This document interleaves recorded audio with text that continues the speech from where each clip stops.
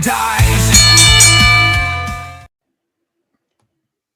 Welcome to another Unofficial Maritime Wrestling podcast interview. And this week we are honored to have one of the biggest legends in the history of maritime wrestling, one of my all-time favorites, the Wildman, Gary Williams. Welcome, brother. How you doing, guys? Good to be on here. Thanks for coming. We're excited. It's great to have you. Took a while, but I finally made it. That's Can you do me before we start? There's a really bad distraction here. Can you just take your camera just so I can't see that red jersey over there? You see what I can do about that? There. Let me go grab my Toronto jersey. There you go. Oh God! Just kidding, bro. No worries, man. Hey, the Leafs won and the Habs lost. I have no dog in this fight now. Hey, listen, man. They got a fight coming anyway. They just beat them last night. You never count out the Leafs. They got a great team. Not my favorite, obviously, but all my friends are Leafs fans, so I'm gonna have to start cheering for them, I guess. In the Maritimes, right? It's either the Leafs or the Canadians. Yep. Pretty much. All right, Corey's gonna get us started. All right, man. First, thanks for doing this, man. We certainly do appreciate having you on here. Yeah, my pleasure, man. Were you a fan of wrestling growing up? Yes, absolutely. My grandparents, my dad, they all watch wrestling. Both sides of my grandparents, actually.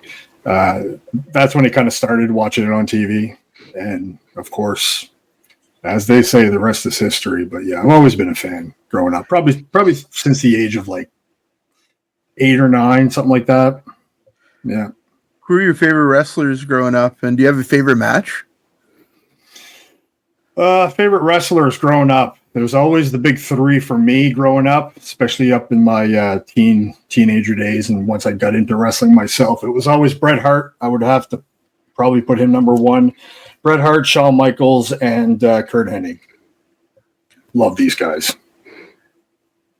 Yeah, man. That's those are some big names, and yes, I'm kind of noticing that they're all pretty technical wrestlers as well. So you kind of had a style that you liked there. I just wasn't technical. I kind of gathered the look a little bit, the long hair and all that kind of stuff. And, I was a mid-sized guy type thing.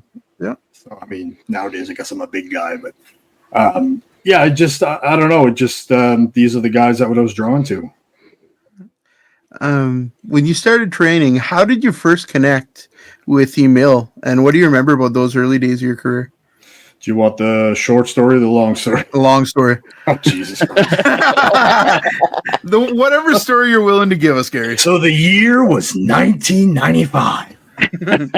But, yeah, it was it all started, a friend of mine, Jason Geddes, I used to hang out with the guy in Moncton, and he called me up one day, and he was a huge wrestling fan as well, and he says, I taped ASN. Remember that? Yeah. Maybe you guys are all too young. I don't know. You got a bit of 13, gray. baby. There you go. I see the gray hair. Yeah, you betcha. So anyway, he called me up and says, yeah, there was some wrestlers on ASN on the breakfast television show or something like that. I'm, all right, cool. So he taped it on the VCR back then. And so I went over and watched it. And basically who it was Kurgan, Big Robert Maillet, and Todd McPhee and Frank Parker. Okay. They were doing a thing. They wanted to run some shows, and they were essentially doing the plug on ASN for to get some sponsors so they could run some shows. Well, then here comes me, because they left the phone number for the sponsors to call. So I called. I ended up getting Frank Parker's number. That's whose number they left on there. So anyway, I called him up, and I said, yeah. I said, my name's Gary. I want to be a wrestler. Basically just told him I watched the thing on TV, and, how do I go about getting into it? And he was just like, I'll give you Todd's phone number. So that's where it all began. He gave me his number, so I called Todd McPhee. Of course, he didn't know me from anything. Of course, it's some young punk calling him, wanted to learn how to wrestle. So anyway, he says, listen, bud, he said, I ain't got no ring or nothing like that, but I can get space in a school, elementary, whatever school it was, and he just laid Olympic style wrestling mats, just stiff as fuck, and that's where it all started. So I was living in Moncton at the time. I would travel to Spring Hill, Nova Scotia. It was like 45-minute drive. Did that 2-3 times a week. And then, again, this was 90, it would have been late 95, I believe. It was wintertime. So we did that for a few months, blah, blah, blah. And then fast forward a little bit, a few months, coincidentally, Emile Dupree was starting up Grand Prix Wrestling again. Of course, Todd was connected with Emile and Robert and all these guys. So Todd called me up one day. He says, hey, Emile is starting again, right? It's like, oh, okay, cool. So Todd one day said, we're going to go up to see Emile. This would have been now the very beginning of 96. It was pretty much confirmed that he was going to start running tours in 97 again. And so, yeah, he just went. We drove up there, and I met Emile. I was probably 185 pounds at the time. So I put on 3 sweaters. Didn't fool Emile at all. Yeah. But he liked my look, the long hair, and I was, 5'11". I wasn't very tall, but I mean, yeah. So he just said, after we sat there, chatted, blah, blah, blah, he says, this would have been, I think, no, actually, this was at the very end of 96. So it was in October of 96. So that's when I went to Emile's. We chatted for a bit, and he says, get in the gym, try to put on some size, and come and see me again in April. So anyway, long story short, I went from 185 to 230, and steroids are a beautiful thing. Yeah. They work. So anyway, I showed back up, and he looked at me, and he goes, Jesus Christ. He says, you put on some size. I said, well, yeah, you told me to. Anyway, I knew this was my only chance because I tried previously to get into wrestling through the Hearts, through Adrian Street in Florida, and Lima, Ohio with Al Snow. But anyway, nothing was working. It was too expensive, and I was just a broke Moncton kid. So anyway, that was my opportunity right there. So I just busted my ass.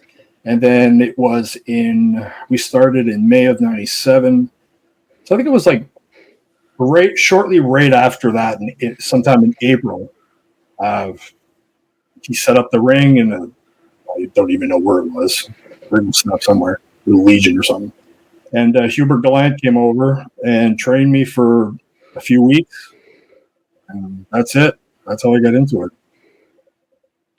Was anybody else in those classes, or was it just you?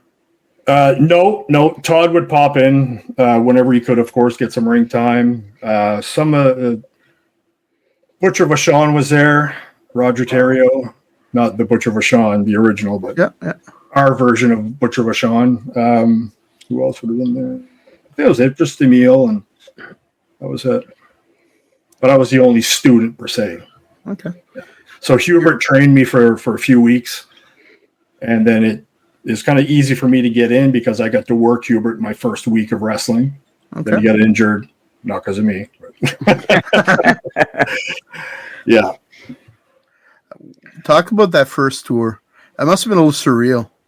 Oh my God. Yeah. It's surreal is the perfect word. I mean, I'm a kid from Moncton. Never thought I'd get into wrestling. I'd pretty much given up trying to get into it.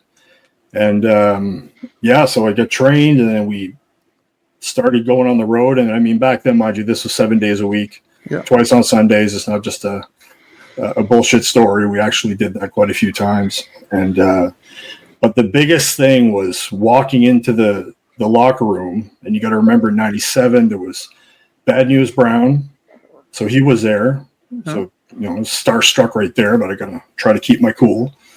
Who else was there? Those guys that weren't popular at the time. Of course, Edge and Christian were there. Rick Martel, Don Callis.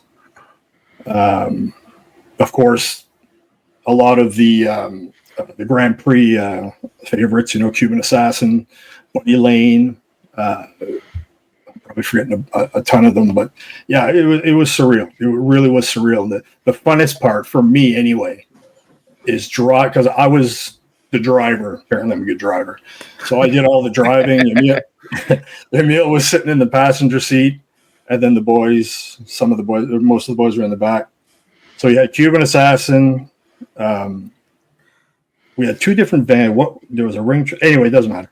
But yeah, so Bad News would be telling stories just about his days in WWF and WWE, talking about Vince McMahon, talking about like just how he hated the Ultimate Warrior, and it was just the stories, to hear it from firsthand, the guy who was there. Yeah. That was overwhelming. Yeah, that was pretty cool. But it was like that for anything, any of the Grand Prix guys like Cuban or whoever it was. Just hearing the stories to me was, man, that was amazing. That's unbelievable, man. And this would have been when Grand Prix still, they kind of do that heel locker room, face locker room. So you're in that heel locker room with, man, like amazing names. That's incredible that early on. Yeah, it is pretty incredible. Just the level. I mean, I was fortunate to be able to break in with all these guys there. I mean, shit, I got nothing but. I mean, first of all, I was wrestling 7 nights a week. There's no better way to learn. Yeah. Having all those just decades upon decades of experience with Bad News, and just the list goes on. Yeah, it was incredible. So I got a pretty good break. After that tour finished, what came next for the Wildman?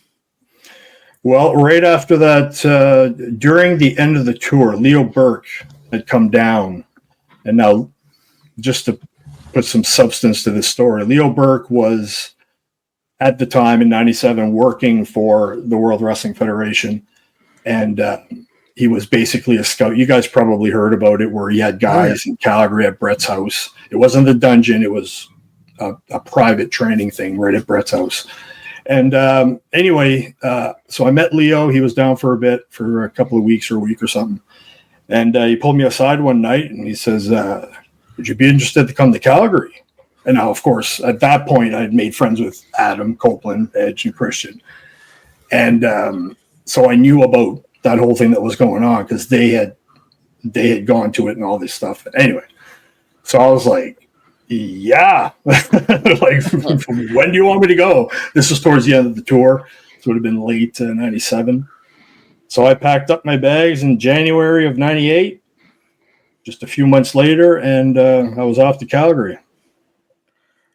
Wow, that's what was Calgary like? What was Alberta like? Again, it's like you did this tour with these amazing names, then you go to Alberta and you're training with more amazing names, like right place at the right time. Yeah. Remind me of that quote, right place at the right time. I got a little story behind that one. Perfect.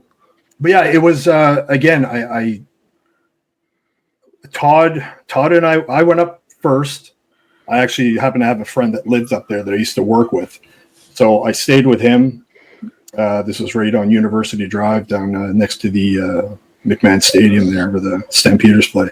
Yeah. So anyway, I moved there, and then we do the training, usually 5 days a week, Monday to Friday. The crazy thing is, like, I'll tell you the story. When I first walked up, I forget the number where Brett used to live, but it was in Dalhousie, and it was on Buckboard Drive. Okay. So anyway, Leo gives me the address. Yeah, just go there, go to the front door, knock, and they'll let you in. So I go up, and I shit you not, this is no word of a lie. Knock at the door, then Julie comes to the door, which is Brett's ex-wife. And she opens the door, and I'm like, oh, I'm just here for the training. She goes, oh, yeah, come on in. And this was crazy. I marked out big time. As soon as I walk in, there was a little office right here, the big spiral staircase up here. Of course, Brett had a big frame picture, this almost life size of on his set of Lonesome Dove. But anyway, the closet that was right there next to the staircase. All the fucking Hitman jackets. Oh, wow. Oh, now remember, Brett's my favorite wrestler. Yeah. I'm knocking on his front door. His wife answers the door, and I walk in, and I see that, and I'm like, what the fuck is going on here? Like, is this fucking real? That's amazing. So anyway, walk through the house, and the ring was set up in his. You see a little clip of it in wrestling. What's that called? Shadows. Bret Hart. Wrestling the Shadows. Yeah. Wrestling the Shadows. You see him sitting in that. Anyway, that's where it was. It was an indoor pool that he had, and the ring was set up in there. So I went to the back, and then off we went to do some training. But yeah, that was surreal. And then also during that time, because I probably spent, I forget how long I was there total, but it was quite a few months. Probably closer to a year, maybe 8-9 months. I'd go, just every once in a while.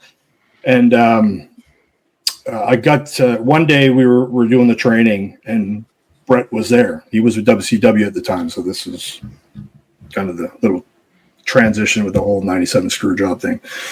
But so I actually got to be in the ring, not in front of a crowd, but in there. I went in there and just wrestled around with him, had a little like, about a 7-8 minute match. He just wanted to see, like, what we could do. And so, yeah, that was pretty crazy. What promotions did you wrestle for in Alberta at the time? The main one was Can-Am Wrestling, Stampede Wrestling. That was pretty much. Can-Am was crazy busy at the time. Yeah. My first show, the first ever show I did in Calgary was with Can-Am. And then I was one of because it was really bad. If you work for Can-Am, you can't work for Stampede, all that political bullshit. So anyway, I worked with Can-Am, did a few shows, did a couple of tours. And then Leo got me working with Stampede Wrestling. So, of course, he had connections and stuff. So I was able to work both, and nobody ever said nothing to me. So that was kind of cool, too. Wow, cool. I'm going to back it up a little bit because I skipped forward a little bit. But Wildman Austin was the original name. Where did the name come from? Who came up with it? You know something? You're right. Jesus Christ. Emile Dupree. Who else? So it was funny because this was during the training, and we're just about to start the tour. He said, we need a name for you. He's going on, scratching his head and all this stuff. And I'm like, I'll come up with some stuff, see if you like it, right? So anyway, one day I show up, the next day, he says, you know something? You look like a wild man. I call you the wild man. I was like, okay. Oh, I wasn't arguing. Like, I get to live my dream. Whatever. I don't care if he calls me fucking Pinky Pants. So anyway, so okay, I guess Wild Man's what he's sticking with. The next day I show up. He says, you know something? I got your gimmick. I said, okay. I'm going to call you Wild Man. Wild Man Austin. And I just sat back, and of course I didn't do this in front of Emile. I'm like, oh, yeah, okay, cool, yeah. But I'm thinking to myself, Wildman Mark Merrow was in WWE at the time. And of course, Steve Austin was at the peak of the whole fucking Steve Austin era. I'm thinking people are going to think I'm a fucking ripoff. Wildman Austin, like, come on. Again, bit my tongue, said, you know what? Fuck it. So it worked, but that's where the name came from. Yeah, it's funny because Emile Dupree always likes to choose, like, you guys all know Massive Damage is. Yeah. Sean Dunster. I mean, Massive Damage is Massive Damage. Everybody knows him as Massive Damage, no matter where you go. He brings out, if you guys, I don't know if you guys remember, 98 Massive came with us to Grand Prix, and Emile, you know something? I'm going to call you Dick the Bruiser.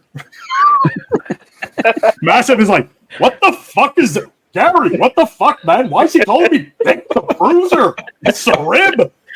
I got Massive Damage written on all my clothes, man. Holy fuck. Anyway, it was that's Emile, man. That's Emile. Old school. A lot of promoters did that back in the day.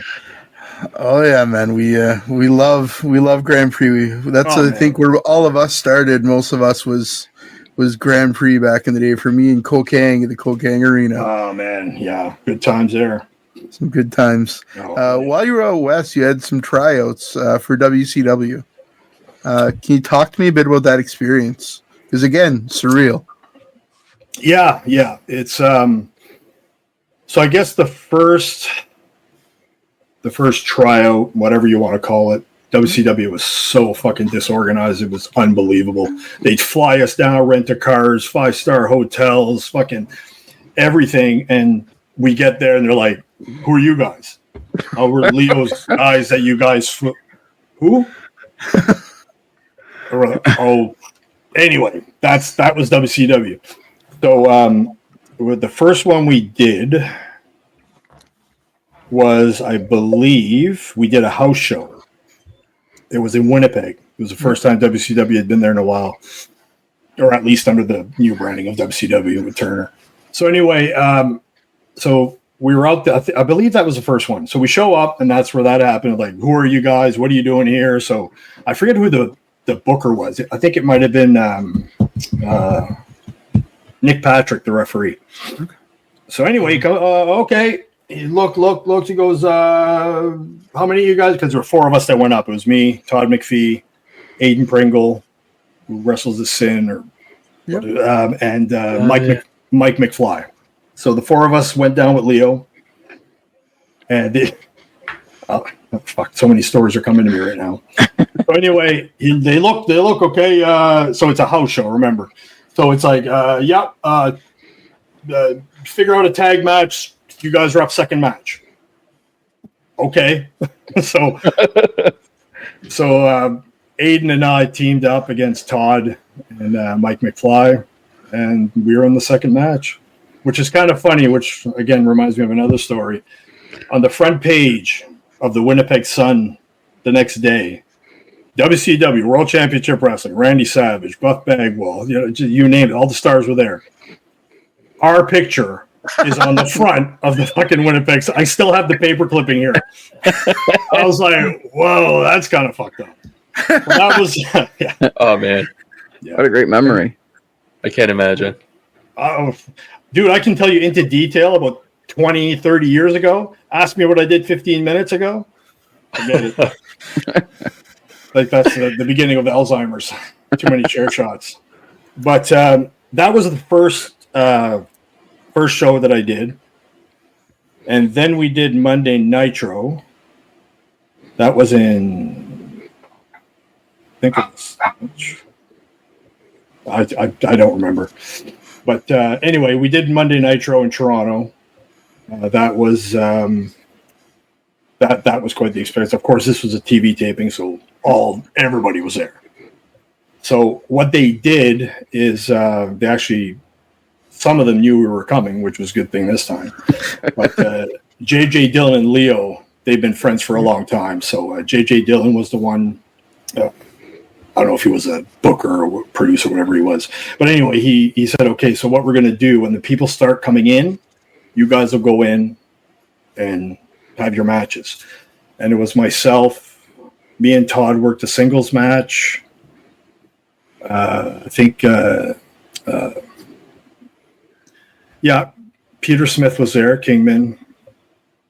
He wrestled, I forget who they wrestled. But anyway, there was a few of us that were there.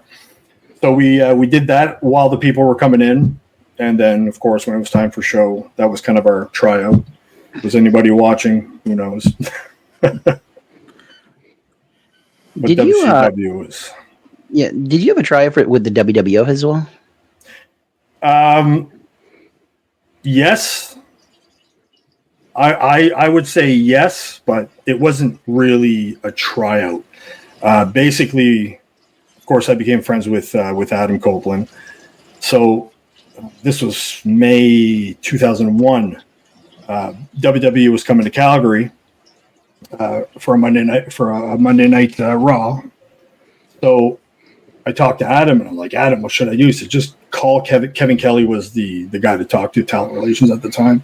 So you just call Kevin Kelly every Wednesday afternoon, and you'll get a hold of him eventually. I'm like, that's when he's at the, okay, cool. So I kept calling. I think I called 4 or 5 times, 5 weeks in a row. So I'd only call on the Wednesday and leave a message, because this was quite a few months before the Monday Night Raw. So finally I call. This was probably call number 4. 4 weeks in, and he answers the phone. I'm like, Kevin Kelly. Yeah. So it's Gary Williams calling here. He goes, Gary Williams, you're really trying to get a hold of me, aren't you? Because I left voicemail, so he knew I was calling, right? He says, so you want to work, do you? I said, yeah. He said, I'm good friends with Adam. He says, oh, perfect. He says, Adam knows what time to be at the building, be there for noon. Just show up there, and we'll see what we can do. So I just that was the WWE thing. So I went up there, went to see Eddie Gurria. He was the guy putting the matches together. And he looked at me and he says, do you want to work Billy Gunn? I was like, why are you asking me? Tell me to work Rene Dupree's poodle. I don't care. Sure. Anyway, so I said, yeah, of course. And as I was agreeing, I'd always heard horror stories about Billy Gunn. He was an asshole and all this stuff, blah, blah, blah. So immediately after I go, well, yeah, cool, right on. So I went to see Adam. I said, Adam, I'm working Billy. I said, I heard he's an asshole. He says, no, don't worry, man. He says, he used to be. But he said, now he's cool as shit, man. I'm like, oh, thank God. So that was another surreal moment. I mean, just walking down that WWE ramp, and in front of her was 18,000 plus at the Saddle Dome. You can't even hear yourself think. Unbelievable. I'd wrestled in front of, like, I think WCW was at the Air Canada Centre. There's quite a few people there. I know the house show was only about, but we didn't wrestle in front of all the crowd at the Nitro. But the house show, I think, was only about 5,000. But in front of almost 20,000 people, it's just, I can't even explain it. Crazy. That's awesome. What are your early memories of Brody Steele and Cowboy Mike Hughes? Because your careers have been pretty much intertwined. Yeah, pretty much. We all started around the same time, just slightly. I was the first one to get in, and I was working out at the gym in Moncton, and Big Pete comes walking towards me, and I'm like, I didn't know him at the time, right? He comes up to me with this cranky fucking face, and he looks at me and goes, you're that wrestler, aren't you? I'm thinking, oh, fuck, I'm dead. What did I do? I'm just sitting here working out my... Anyway, he looks at me, he goes, I said, yeah. I said, I am. He says, how does a guy like me get into the business? And I'm like, done. Because I knew all the school promoters, Emil, Stu Hart, all the big guys, they love big guys. So when I saw him, I thought, holy shit, Emil's going to love. So I called Emil right away. I said, Emil, I got this guy. He's like 6'6", 300 pounds, full of muscle, man. You got to see this. Oh, Jesus Christ, bring him over. So yeah, Pete started in 98, the year after I did. And that's where he started. Then Mike Hughes, I'm not sure how he got connected or got in, but he started in 99. That was a Legends tour. And yeah, I'm not sure exactly. That's funny. I should know that. I don't think I ever knew how he actually got in. Like, but Mike started in 99, so I was 97, Pete 98, and Mike 99. All pretty close. Yeah. Who came up with the idea for the Cardinal Sinners? Because that's like the top stable that's ever been in the Maritimes. Well, believe it or not, it was kind of Emile Dupree, but not really. Emile Dupree used to say, like, for instance, if you don't kayfabe, right? Say Renee and I are working a program and then we show up in a car together or holding hands in the mall, like Emile would say. So he'd say, oh, Jesus Christ, that's a cardinal sin. He'd always say cardinal sin. So I think it was Mike or Pete, but I'm pretty sure it's Mike. He's like, let's call us just cardinal sinners. So he's the one, because him and Peter are the ones that started that. I kind of came in a little bit after. That's funny. What made you want to get on board with Real Action Wrestling? Because other than Grand Prix Wrestling, this was like the biggest promotion in the Maritimes at the time. Yeah. That's a good question. I'm trying to think how it must have been one of the boys. I forget who, but obviously, there's another promotion starting, blah, blah, blah. I forget if it was Warren or Brian, the promoters that contacted me, or Mike, or I don't know. But heard about it, and then I was kind of in the toss-up. It's like, because Grand Prix was still running at the time, remember. Because Real Action started in 2000, and they only ran a few shows here, and I wasn't part of that.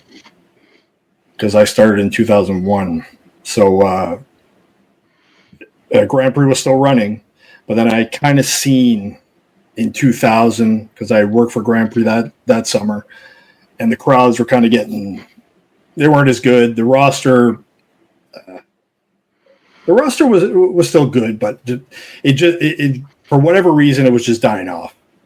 And that, especially those years, 98, 99, 2000, that's kind of when you show up to a wrestling, you're going to go see a wrestling show, and you see just a ratty old ring, and that's it, right? Where even just the cheesy Real Action Wrestling wooden thing that we painted for an entrance, just that made a difference. The ring looked good. Everything looked sharp.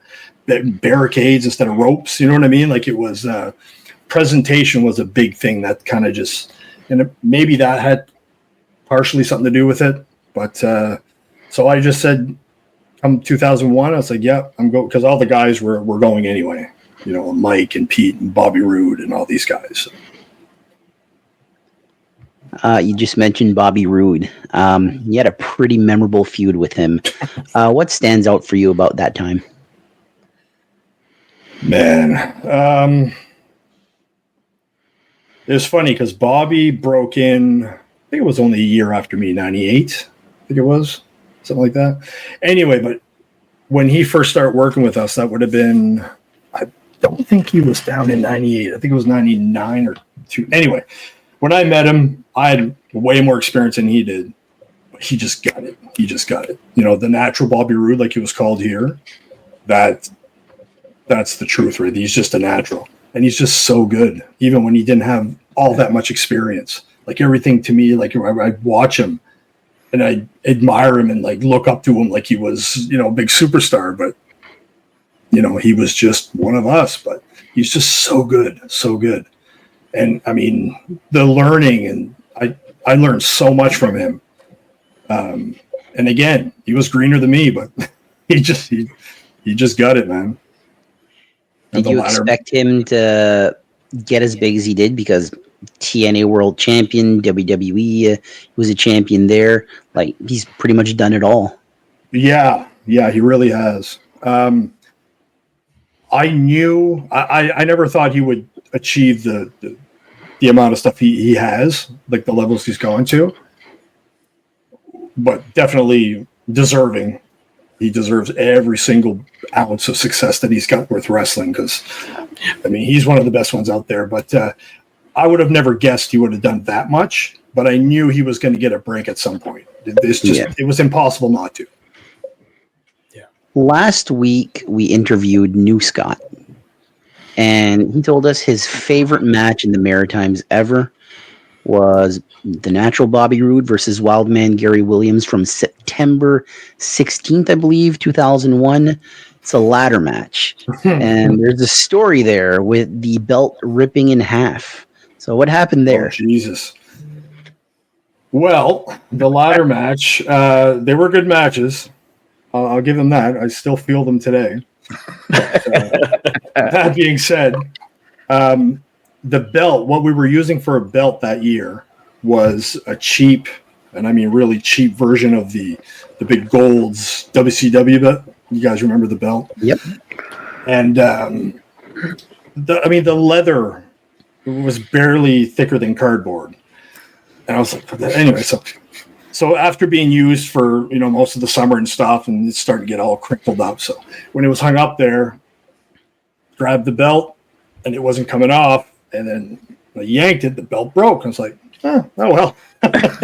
That's all it was. It was just you could literally bend it. Like, it was very cheap really? belt. It wasn't a good replica. No. I just thought of one thing. This isn't part of our questions, but I always wanted to know how you came up with the Wild Driver, because I've seen exactly one person use that move, and it's you. And yeah. innovation is a big thing in the wrestling business. Yeah, and innovation is what I do not have. I always, if my biggest, not a fault, it's not really a fault. I was never creative. I mean, I wore fucking jean shorts most of my career. Couldn't come up with a decent gimmick. But I was never creative. I was the guy that even 15, 20 years into the business with that much experience, if I'm wrestling even a guy that's going to, just a green guy, I'll be like, well, what do you want to do? I want them. You just tell me what you want to do, and then I'll just kind of tweak it. And, if something doesn't make sense to me, I'll just change it up. But I could never come up with good matches. I could never come up with good storylines. I'm just not creative in a sense. But the Wild Driver, going back to that, is kind of funny. We were in Port Hawkesbury in 2001 with Real Action Wrestling. I was wrestling Bobby that night. And to this day, I don't remember where I got the idea or how I come up with it, but we're in the dressing room. We were working that night together. And I said, Bobby, come here. I said, I want to try and move tonight. He says, okay. I said, basically, I just grab you like this, and I'm just going to spin around. Again, I do not remember for the life of me what triggered that idea, but I just tried it, and it worked. I'm like, all right. And that's the only thing I've ever come up with in my entire career. I love the move, though. If I try to explain to a buddy of mine, like, your move. It's on a video game.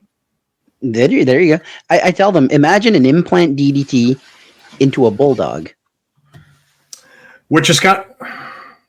Jesus, yeah, that might have triggered a little bit of memory there.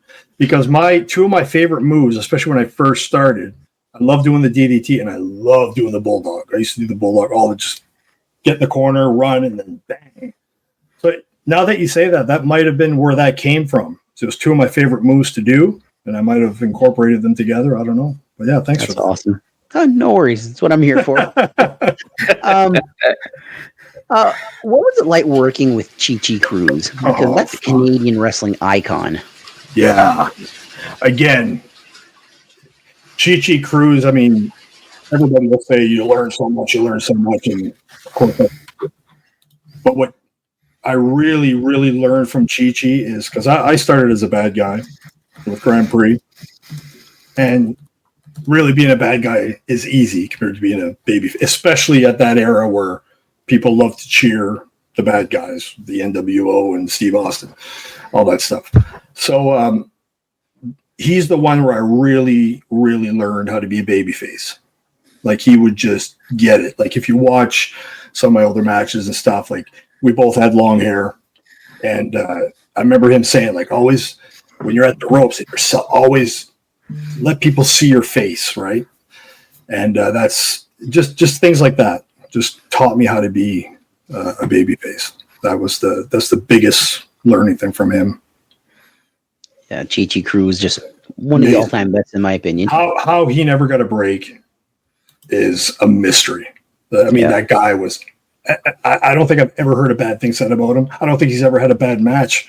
Like, it's incredible that... And a big guy, 6'1", 6'2". Like, anyway, I really don't know how he never got a break, because...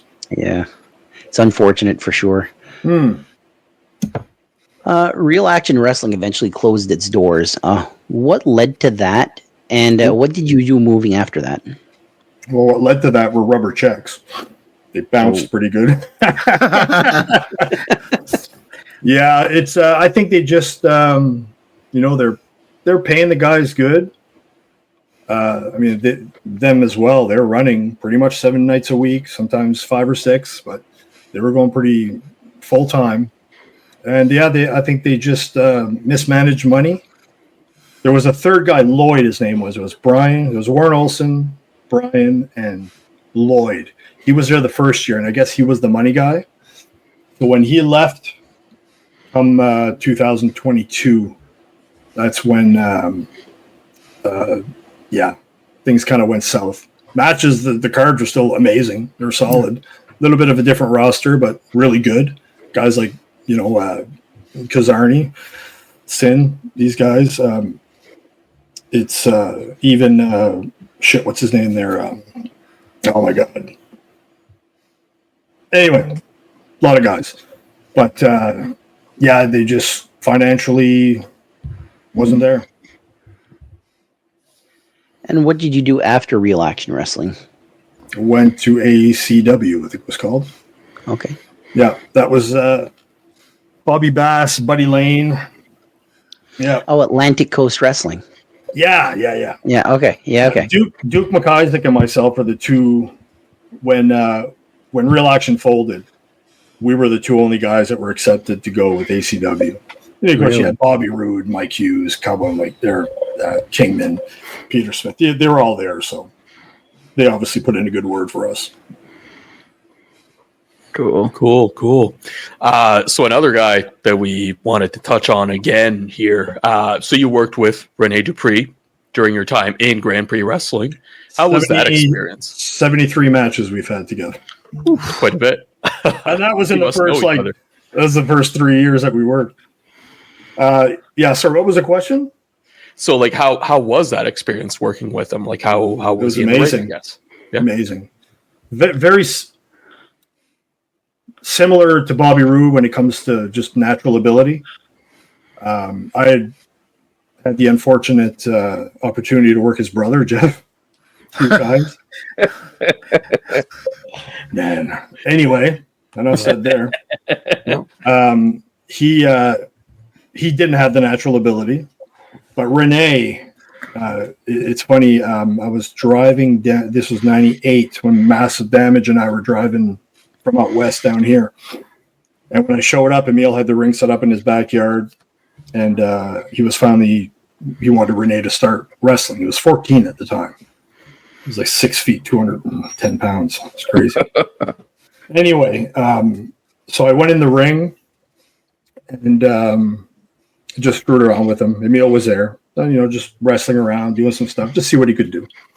And I was like, shit, this kid's good, man. Like just timing, natural ability. Emil was like, Jesus Christ, you know something?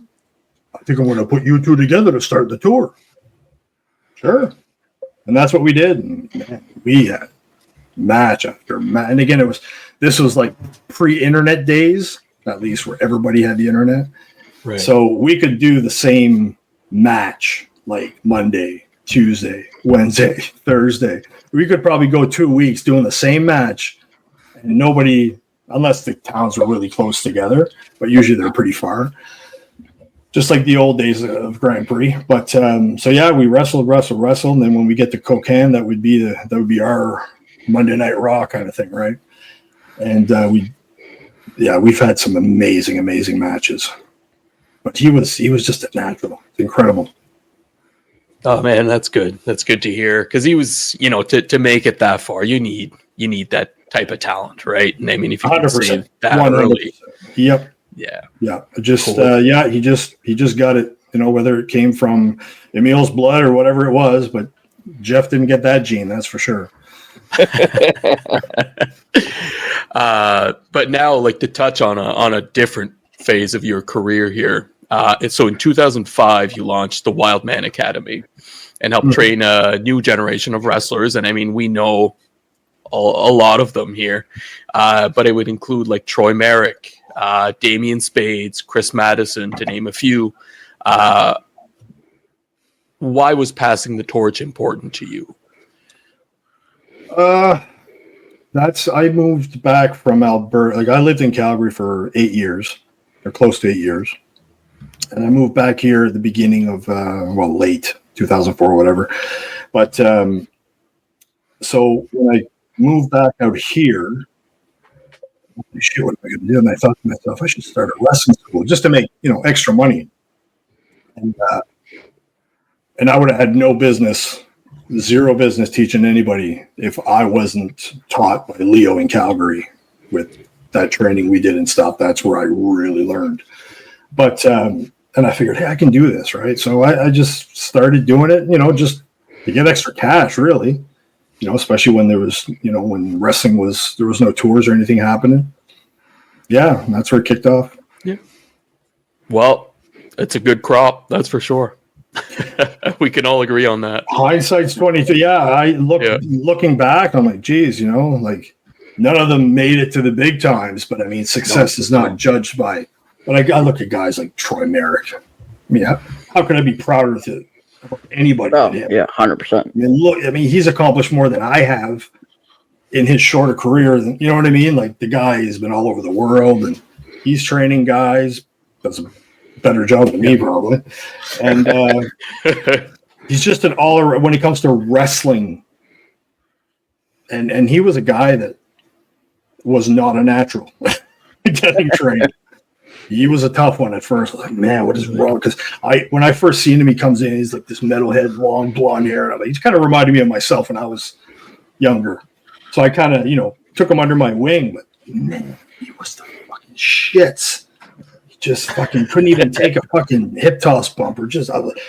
He's the first person that I've ever got frustrated, and I think I yelled at him.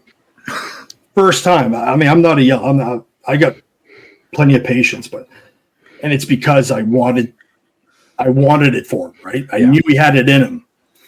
And fast forward, however, years after, he says, that time you yelled at me? That's what I needed. Well, you're welcome. But some people need that. Yeah. I'm that guy. You yell at me, well, especially back then, I'd be like, oh, I'm out of here. But that's what he needed. Yeah, he probably wanted it enough that he just kind of. Well, I could see the frustration in his face when he wasn't getting something. He was just like mad and embarrassed and just so dedicated. So that alone, I knew was strong enough to get over his fear or whatever. But it all worked out. Absolutely, it did. For sure, yeah. So kind of to touch on another side of the career here. So we've been talking recently as well about Wrestling Reality, a project that came together. What was it like being a part of that? That was a lot of work, but it was fun. It was a blast. I think Rick Doyle and Peter were the two that trashed. Well, you guys know Rick Doyle is Trash Canyon. Yeah. I think they're the ones who came up with the idea of doing it. So this was 2006. We had done a pilot with a different producer, not with Greg Hemmings, who did the final cut. But we did a little pilot with a guy named Dave Hockey. It was cool. It was funny. It was all right, but it just wasn't what we're looking for. Yeah. And then Wrestling Reality. When Greg Hemmings got involved with Hemming House Pictures, it was professional. It just turned out. I mean, of course, I'm biased because I was in it, but I mean, I've watched it probably quite a few years ago now. Oh, I'm like, shit, that wasn't bad at all. Like it was decent, and this was before all the reality shows, were such a thing. So, it was an amazing experience. Very interesting because it's a whole different facade of it, right? So and at the time too, like most people knew about kayfabe and stuff, but it's still nobody had gone to that degree to like kind of pull back the curtain backstage. Peter taking a shot of Winstrol, like it was insane. Like we just bared it all, like fuck it. Yeah. So one thing before we keep going, Mark. I know, Gary, you don't remember this at all, but my first wrestler experience was meeting you. You were security guard at the Ozzy Osbourne concert. And I was long-haired metalhead too, was in my own band at the time, huge wrestling fan, and I'm watching Wrestling Reality. And I see you just standing there. I'm like, holy shit, that's Wildman Gary Williams, marking out. I walk up to you. I go, you're a wrestler, right? And that's all I had planned. Wildman Gary Williams, right? Yep. I'm like, man, you're really good. Oh, thank you. I'm like, I hope you make it to the WWE. And you just laughed. Kind of like I am now. What year was that in? Do you remember? It was 2008. 8 was it? I was going to say 6 or 7, yeah. Yeah, because Ozzy's my all-time favorite vocalist. Like, I'm a huge fan of Ozzy Osbourne. So I'm there, man. I'm about to see Ozzy. Holy shit, Gary Williams! Like, forgot about Ozzy right there. Hold on, Ozzy, just 1 minute. Somebody I got to meet you. Wait, one of the non-hits. You were just saying right time, right place, right time. Yeah. But I do remember the Ozzy show because I was working with Gillette Entertainment, which is essentially Live Nation. Yeah. But I used to do all the Maritime shows. So if an act like Ozzy came, if they did St. John, Moncton, Halifax, Prince Edward Island, I'd be touring with them. That was a close protection for, I was kind of like the liaison between the venue security and the artist. Yeah. But yeah, those are fun times. But yeah, I remember Ozzy part. Can't say I remember your face. Nah, well, it's hard maybe the haircut's throwing me off. Yeah, I had hair down to my friggin' ass crack and no facial hair at the time. So, funny story, my uncle worked for you. My uncle Fernand Vautour. Yep, he worked for you, and he'd always like, my boss is a wrestler. He's from Rishabukto, but he would go to Moncton. Working for what? Security? I'm not sure. Security, yeah. Yeah, because I was managing I opened up the Shadow Security is a company that's been here in Halifax for a long time. So the owner of Shadow, a couple of years after I start working with him here, he says, "Hey, wait a minute, you're from Moncton. You speak French. You go open the office." I'm like, "What are you talking about? I don't know nothing about that shit." Anyway, so yeah, he's like, if you got a question, just call me. Okay.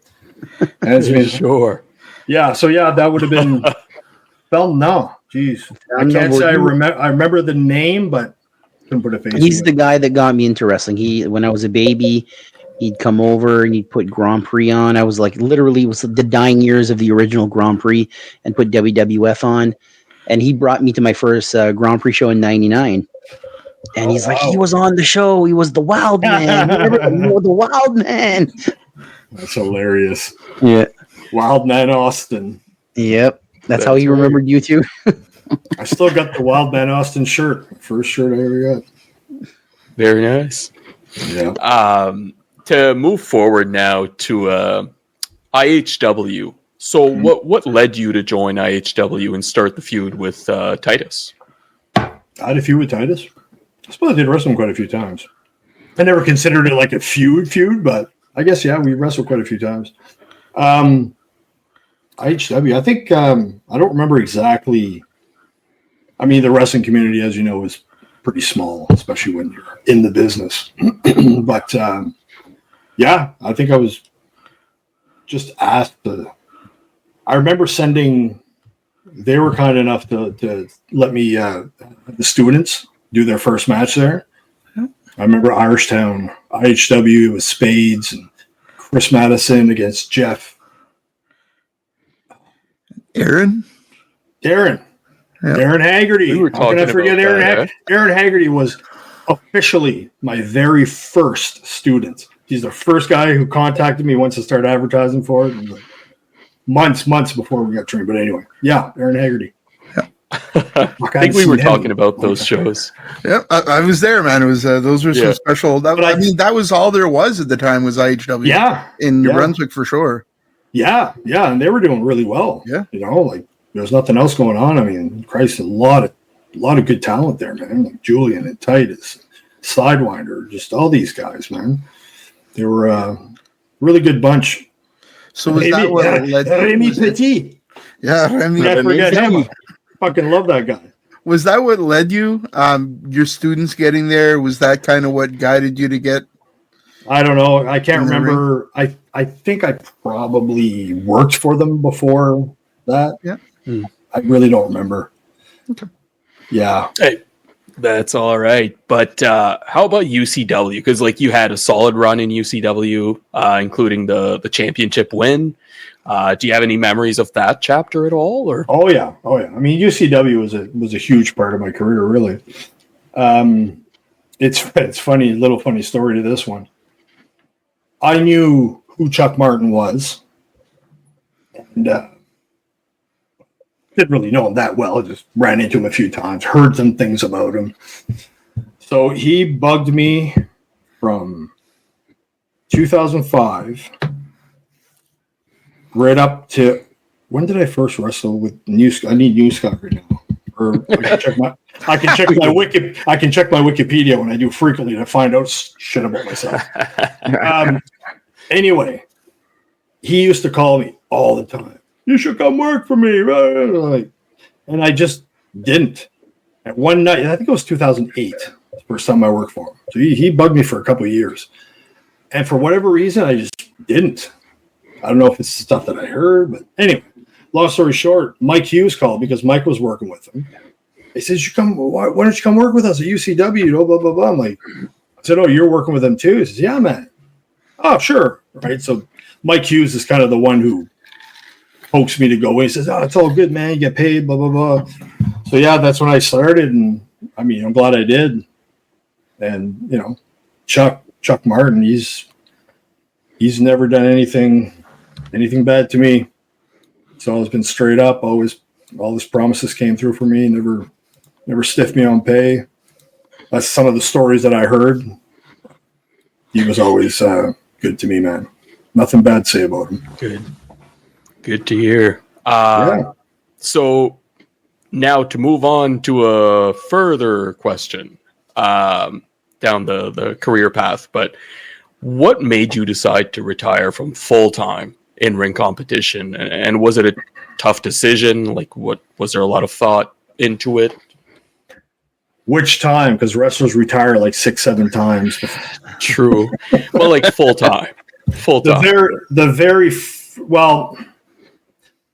yeah. I mean, I was technically only full time as a wrestler from 97 to about 2003-ish. 2002. Okay. I always had like little odd jobs here and there when, it was dead for a couple of weeks or something, but I really didn't need it. Like wrestling was a full-time job for me. But then after that, it just kind of died out west. And that's when I came back here, and I was going somewhere, but I forget the question that you just asked. When did I start? When did I retire? So, yeah. So I did it full time for, like I said, for quite a few years, and then moved back out here. That's when I started the wrestling school. And then the first time we did the retirement, was with Wrestle Center, I believe. And that was a retirement / work. I had no intentions on saying I'm done. I was having some issues with my neck and stuff, but nothing. I was like, no, I'm not getting in the ring again. So that was definitely more of an angle than anything. But I didn't need a break, so it just kind of worked out. And everybody believed it. Some of my family members are still pissed off. Well, you got them. It worked. That's it. I did my job like I was supposed to. Exactly. But yeah. And then you can probably refresh my memory with stuff I've done, but the other time I remember was I slowly started getting better. The Wrestle Center was 14, I think, 2014 roughly. 15. So then I still started wrestling after that a little bit here and there. And then I was starting to feel really good, got back in really good shape.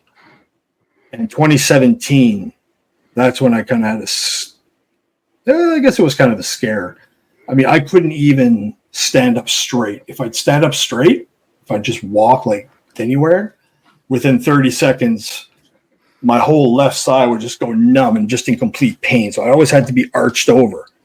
Oof. I was like, this is not good. So I started going to see neurologists and all that BS. And I figured, well, I definitely got to stay away from the ring for a while.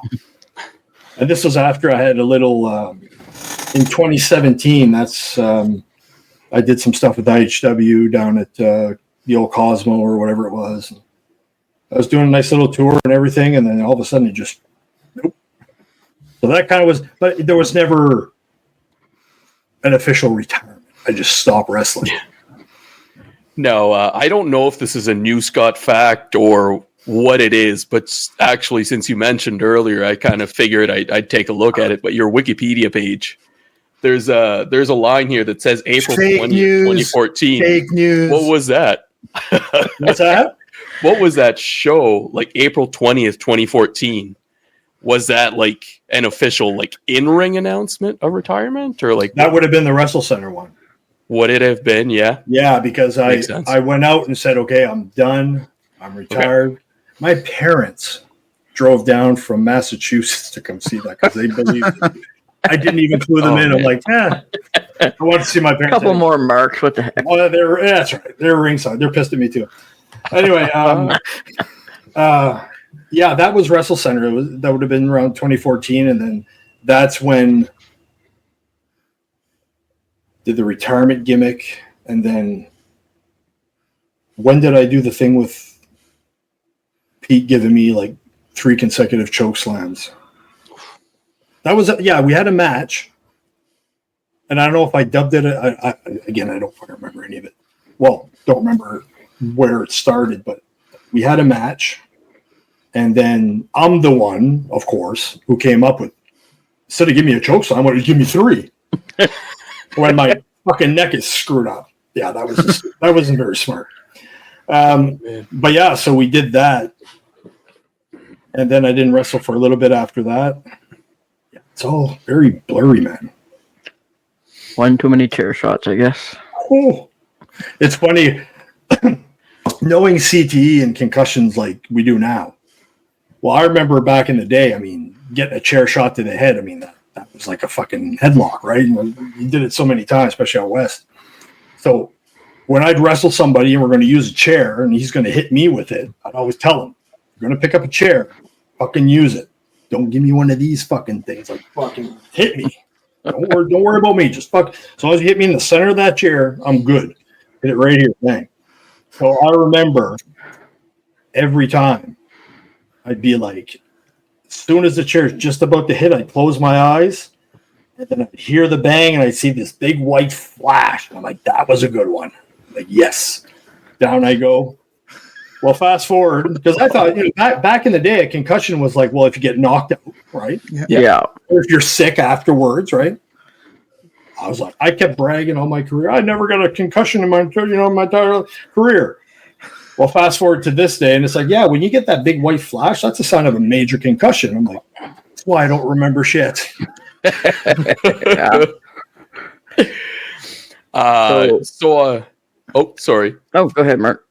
Oh, no, that's all right. But yeah, so basically at one point, if we understand here, so you became a personal bodyguard and worked security for VIPs in Atlantic Canada, I think maybe touching on the whole like concerts and stuff like that, right? Yeah. Did that start while you were still wrestling or after you retired? Well, again, there was no real retirement. There's just periods of time that I just didn't wrestle. But it was never, except for that Wrestle Center angle that we did, where New Scott filmed a video where I was like, oh, yeah, I'm doing this whole pour me my neck and all that. Yeah. And that was the only time that it was kind of announced. There was never another time that I went out and said, I'm retiring, I'm done, never have. I just disappeared. But what was it? Fuck, I didn't even see some chair shots, right? What were you asking? But basically, like at what point that you had started doing that type of work, being bodyguard and security for VIPs. So as you know, as soon as I got here, Duke McKay, when I moved back from Calgary, needed a job, so got into security with Shadow Security. Started doing the odd shows here and there, or the odd gigs, and I was apparently a natural at security. Go figure. And so the owner of the company started bringing me along to do that. What I was talking about earlier, the close protection stuff. And it's essentially you go to the show, you travel with them, like I was just doing the Maritimes. And, sometimes I'd have to drive. Oh, man, I got so many stories with that part of my life, too. Anyway, so yeah, just, sometimes I'd have to go to the pharmacy, get medication for an art or anything, bring an artist to the hall, or the main function of my job, like I said earlier, was just making sure everything was going accordingly between the artist and the venue and all that stuff. So, yeah. Who's your favorite person you provided that service to, if you can share that? Yeah. So I know on the Wikipedia it says something about Simple Plan. Okay, that's it. I didn't check. That's it. Yeah, I was kind of baffled. I mean, I did do a couple shows of Simple Plan, but it says specifically Simple Plan. Why Simple Plan? Why'd you pick them? Whoever fucking wrote that. But no, that was actually a pretty cool gig. I get to do the Moncton show and the Halifax show. I forget if it was a third one, but I got to do the Canadian Carnage tour. I bet you're jealous, Corey. So my favorite, I mean, you see me on stage. You were at the show. It's you that was at the show, right? Yep. So what did I have in my hand? I had a half mic, right? Chuck Billy was my guy, man, in music. Testament, Slayer, Megadeth, like those are one of my top 5 favorite bands. I'm like, Jesus. Were you at that concert in Moncton? Yeah. 2010. I was there too. That's when I was doing the Gillette Entertainment stuff. So I was with them in Halifax. I was with them here. That was the closest experience I've ever had. Then when I start meeting like all these guys, like when I'm doing Nitro and Raw, and you got Randy Savage and Kurt Hennig sitting over there tying their boots just like I am. I'm like, what the fuck? What is happening here? That was the closest experience I had walking in there. I had a chat with Dave because I was dipping at the time, the tobacco, Copenhagen. And he looks at me, he goes, "You dipping?" I said, "Yeah, man." Hey, a lot of people dip around here, don't they? Like, it's just guys that I grew up listening on. Fuck Megadeth, dude. Yeah. Like it was cool. It was that similar feeling, right? Because I've always been a metalhead, so still am today. But yeah, that was definitely my favorite one. They ribbed me for being a metalhead. They're all country music fans and all that. Black Sabbath right here. There you go. That Slayer, Testament, and Megadeth concert, you were actually where I was in front row and you were there, and like 10 feet from me was Titus. And at the end of the concert, in the crowd, and at the end of the concert, and I talked to Titus plenty times, and he was drunk, and he starts kayfabing, means like next month I'm gonna get Chris Cook, and I'm like, dude, I've talked to you before. He's like, oh, okay. Titus. What up, Wildman? Yeah. Oh, I miss that guy, man. He's a good man. He's a good man. Fucking awesome. Love that guy. He's another guy, man. If he would have put the effort, he could have fucking went places. Yeah. But he would admittedly say, nah, Pete offered him to go to England. I think he went. Did he go once? He went once, I think, yeah. He went once, I think he went once, but he just, Then I asked him, so why don't you fucking go, do some dark matches or, he just was like, it wasn't his thing. And he was so fucking good. So speaking of music, before this whole wrestling thing, we were actually talking earlier, you were the frontman of a thrash metal band called Tormented. I was fucking blown away when you guys fucking brought that up when I was talking to who was I talking to on Messenger? Me. Jason. Yeah. I was like, fuck, like how do these guys know this? I actually, here's the DVD of that show you were at. There you go. See? Send you a copy if you want one. No, that'd be fantastic. But that kind of. So do you still sing, or do you still play music, or? I sing in the car. We all do that. No. The last, I don't know if you guys are aware of this or not, but if you watch Wrestling Reality and then Cardinal Sinners, basically Wrestling Reality Part 2, second series, that's, I'd say 70, 60, 65% of the music that's playing, like the opening intro, that's us. So what had happened, of course, I'd moved in Calgary. The band broke up. We were together from 89 to 96. I started wrestling. Band split up. Went to Calgary. I was there for 7-8 years. And then Larry, I don't know if you guys know Larry LeBlanc. He was the guitar. He was the band. Like he wrote everything. Lyrics, music. Anyway. So 2003 was the reunion gig. It had been 7 years since we've been split up. So Larry calls me in Calgary and says, "Hey, you're coming down in the summer to wrestle." I said, "Yeah. What would you think about doing a reunion gig?" I'm like, "Are you kidding me? We haven't jammed in 7 years. What the fuck?" So anyway, so I didn't even have a lyric sheet. I just fucking remembered the words. I wrote them all down. I remember on the plane, like making sure I didn't forget any words and shit. Flew down. I think we got it all on tape too. All the rehearsals we did before. Like we rehearsed maybe a handful of times and everything just clicked. I was like, oh, sweet. Because there was all the original members too, except for one guy. Yeah, it was a phenomenal. No, it was the original lineup. Yeah, it was the original lineup. 4 of us. And so anyway, yeah, we went, had that.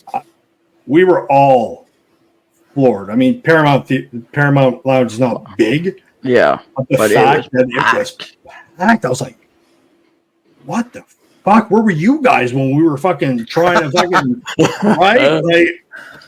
Like that was so fucking humbling. I was like, Jesus Christ, people actually like this or something, or they got really nothing to do tonight. I don't know.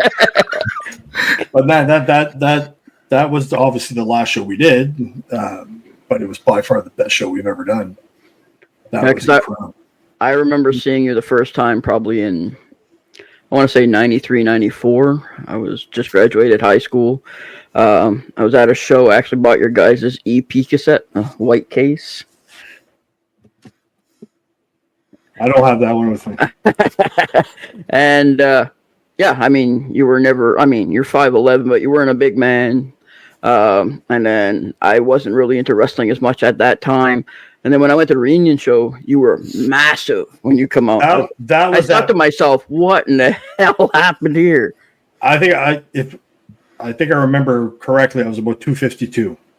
Wow. Yeah. I watched that video or pictures or whatever clips from back then, and I'm like, what the fuck? Like, I'm floored. I'm like, was I really that big? Like, yeah, I didn't fucking like body dysmorphia is a real thing. When I was that size, I honestly didn't think I was that big. I knew I was big, but I was like, I didn't know what people were talking about. People would see me like, Jesus Christ, what the fuck, man? You're huge. I'm like, fuck off. But yeah. Side note. So that reunion, what was it like performing on stage? Like, what kind of adrenaline rush did you get then compared to what you would get in the ring? Very similar. Yeah. Very similar. Yeah. The only difference is you're not getting hit in the head with a chair. That too, which is a huge bonus. I don't know if you noticed during the show, but I was out of brows blown up, man. I was like, whoa. How do I do this? But it was, that show specifically was because, I mean, the atmosphere was just something I'd never seen before in a band. So it was very comparable to wrestling. You're just not telling a story, right? With wrestling, you're always working, telling a story. Because without the story, people just aren't going to buy it. So, but yeah, as far as the adrenaline goes, it's pretty damn close. Pretty damn close. Cool. So you officially didn't retire, but you have stepped away from the ring for a while. Pandemic hit, obviously. Everybody stepped away. But we saw you make a surprise. Oh, sorry, no. We kind of saw you make a surprise return at the end of the Marcus Burke North Pro era. Surprise in-ring thing. What did it feel like to come out in front of a crowd again like that? I mean, it's always a rush. I mean, you can't match that high that you get Just going in front of a crowd, people are cheering, even if they're booing, it's the same thing, right? It's, but yeah, it was good. It was really good. And it kind of, every time you do something like that, like at the time, like you said, I hadn't wrestled since 2017, did the run in Moncton, and that just kind of started firing the, whatever you call it, right? Yeah. That's what I miss about wrestling is I mean, is the rush of it, like the adrenaline rush, and just being part of that. Inside the ropes, wrestling, blowing up, getting hurt. I really don't miss that at all. It's just part of it. Yeah. So, like, that run-in led you to wrestle next to Justin Newhook and Matt Connors against the Newfoundland World Order. What was it like hanging around with those guys and working with Newhook and Connors? Oh, it's fantastic. I mean, I trained all these guys, except for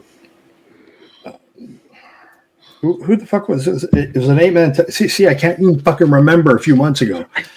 It was me, Newhook, Connors, and Rudy. Rudy Lockhart. Yeah, love that. Great, full of potential, man. Yeah. What was I going to say? Yeah, that. I mean, I trained all of them except for Rudy, of course. Yeah. So I mean, they're just. I just love these guys. It was an honor being in there with them because he asked me to do it. He wanted me to do a singles match. I'm like, no, I don't think so. Are you kidding me? I'd blow up by the time I get to the ring. So we had agreed on a 6-man, and then it became an 8-man. I was like, even better, less time in the ring for me, right? Exactly. Just a couple more things before we wrap up. What's your take on the current state of maritime wrestling in 2025 compared to back in the day? Well, to be honest with you, if we're talking 2025, I wrestled. I think I was only involved in 2 shows. Did the one in February 1st, the one we did out here in Halifax. I think I did no, that was October. But yeah, I haven't really. That was it.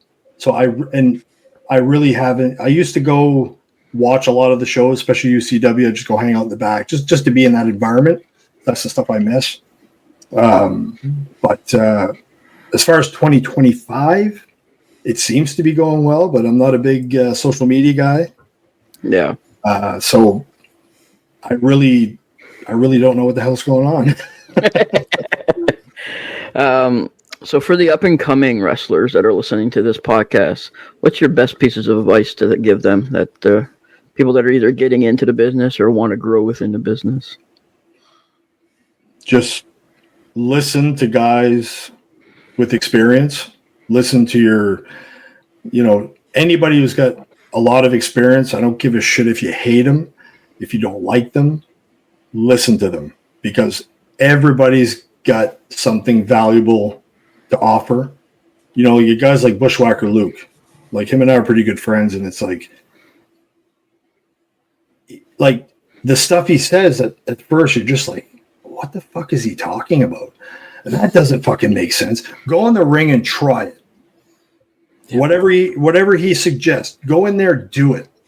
When you come back, then answer the question, was that helpful or not? Because it's amazing what the veterans can teach you and what they know, even if it's old school and it's passe and it's not like the new wrestling era. You can always learn, because all the best guys out there always have roots from the old school guys. Absolutely. Yeah, but listen is the thing, and work your fucking ass off.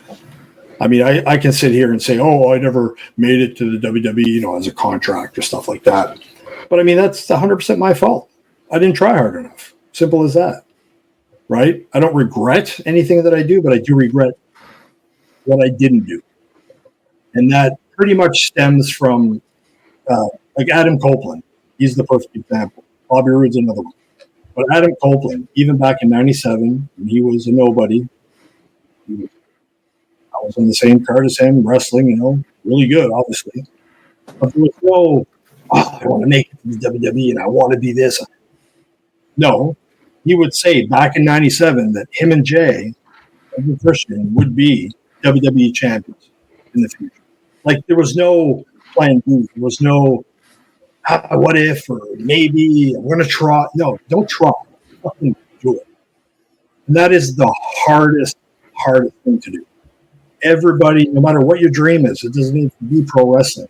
If there's something that somebody wants to do, just fucking do it.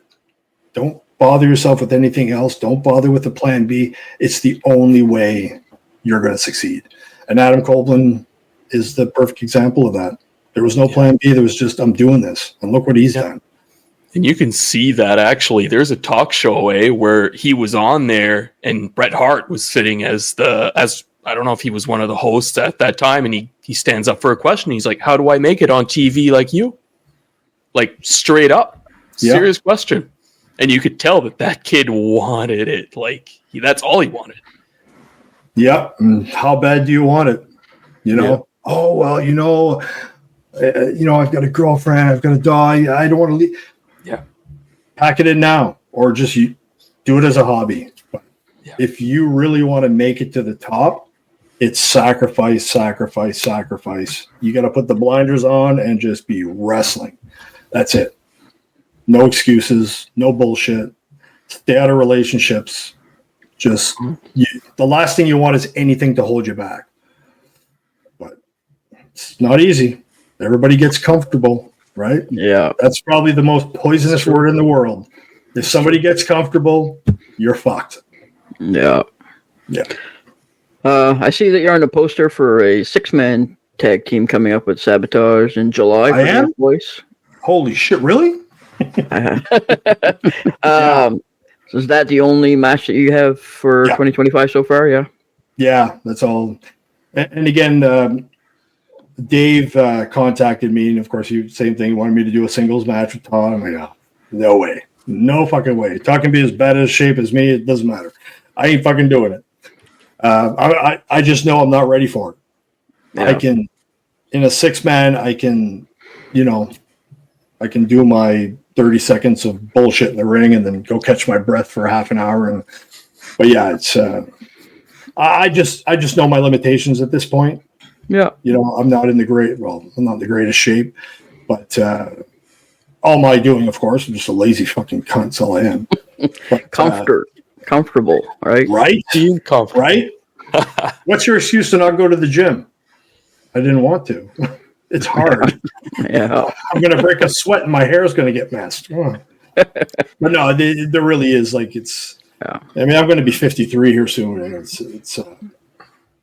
Now I can just, enjoy it, appreciate it, get that little kick of adrenaline every once in a while, but just doing it to have some fun and just to kind of keep a foot in there. If I had any kind of creative ability, I could be like, hey, Jason, I can be the booker, or I can be this, or I don't fucking know what I'm doing. I know how to go in there and brawl, and that's about it. Speaking of Dave Boyce, Corey, I think you had a couple questions that Dave wanted me to. All right, so I was chatting with Dave Boyce earlier, and he told me to ask you about the Cauliflower Alley Club. Well, what any? Well, I mean, for the average person listening that wouldn't know what the Cauliflower Alley Club is, can you tell us what it is, and can you give me a couple stories from your trips to Vegas? Well, I'll tell you, the Cauliflower Alley Club, it is, and this is something that we've all, myself and Dave and Massive and Steve Rivers and all these guys, we all talk about how it's more aimed towards the old school guys. Yeah. Mostly everybody that runs the CAC is, you got like Ron Hutchinson. Yeah. Then you've got Brian Blair from the Killer Bees.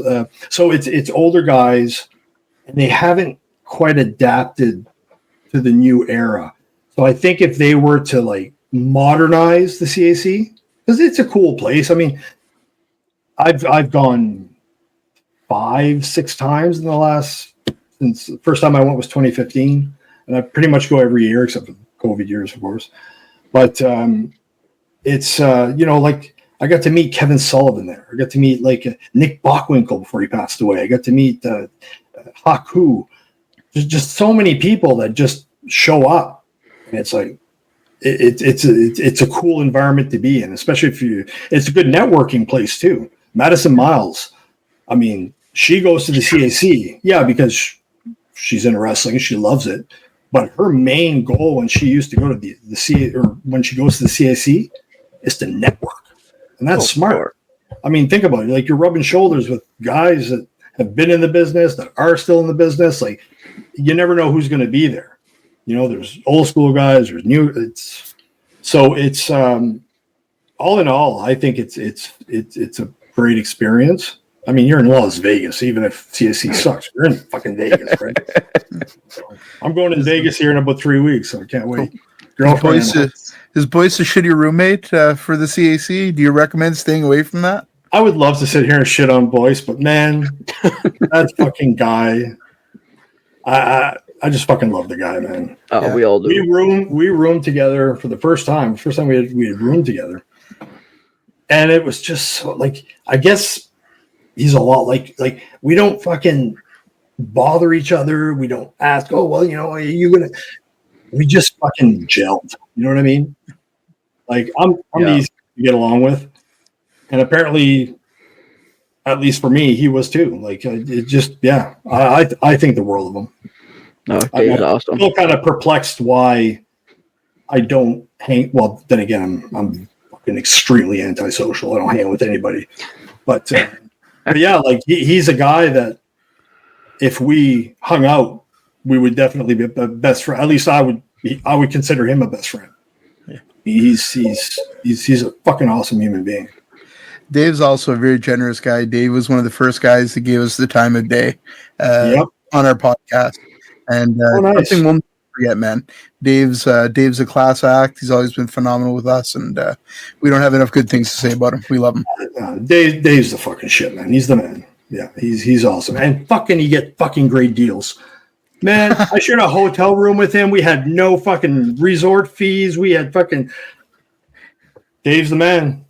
Yeah, he seems to be that type of guy. We absolutely love Dave. Any opportunity I get to room with him again, I'm awesome, man. No, he's cool. awesome. Last question. This part out. I'm going to clip this part out. Before I forget. Before I forget. Actually, two things. Yep. Before I forget, that phone fucking distracted me. Way to go, phone. Jesus Christ. Son of a bitch, I lost my train of thought. Can you fucking believe that? You had two things. Yes, I know. I remember the second thing, but I don't remember the first thing that I was just going to say. Son of a bitch. Anyway, it doesn't matter. But the other thing I was going to say, remember at the beginning when I said always at the right place at the right time? Yeah. Yep. Well, I don't think I could ever write a book, but if I did, I would call it I was always at the right place at the wrong time. Go to Calgary, do the personal training, screw job happens, and I'm in WCW, went in Nitro, and I'm doing all that shit, but they were just on the brinks of fucking collapsing. Then I go to WWE, get a break with them, we're still at Saddle Dome. Michael Hayes is like, dude, you're fucking good, you blah, blah, blah, we're going to be in touch, blah, blah, blah, all this shit. They buy WCW the next fucking week. Now they're going to fire like 300 guys. I'm like, motherfucking, I just not be at the right place at the right time for once? But yeah, it's been my life, man. Right place at the wrong times. Good title for a book. No, good title for a book. Get Dave to write it for you. Ah, there we go. You're thinking. Yeah. Always. Something I can't do anymore. Last question. What's the future hold for you, Gary? What's 2025 and beyond look for you? Fuck, you tell me. Crystal ball, tell me. What am I going to do? I don't know, man. You know, I'm just, I get an amazing regular life. You know what I mean? I got the perfect fucking girlfriend. I've got a step kid that, you know, he's in the military. He's traveling the world. Right? I mean, everything is in my life is amazing, to be honest. Nice. If I'm looking at the big positive picture, of course, I don't feel like that because I'll sit there and be pessimistic and be like, oh, well, this didn't work out for me and blah, blah, poor fucking me, right? But it's my own fault and I know it. So I just beat myself up. But yeah, I mean, I don't really have goals per se. My goals right now are just to,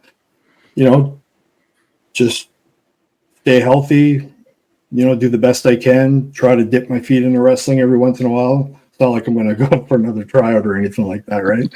53 years old.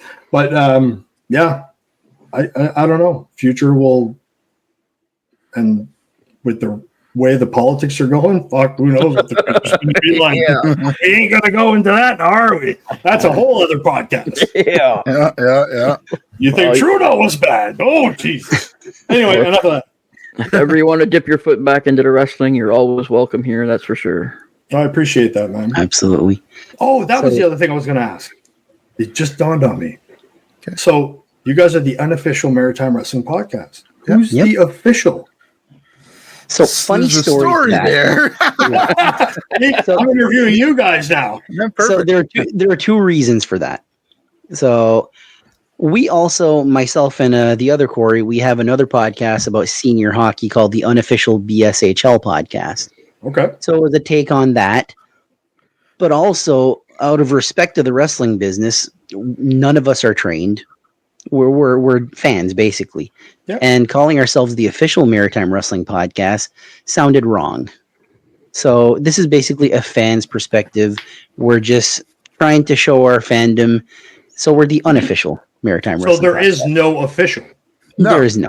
Oh, hey, maybe we'll get the invite to be the official podcast one day, but for now, I wonder who would have the rights to be like, yeah, you guys can be the fucking probably you, Gary. Yeah, probably you.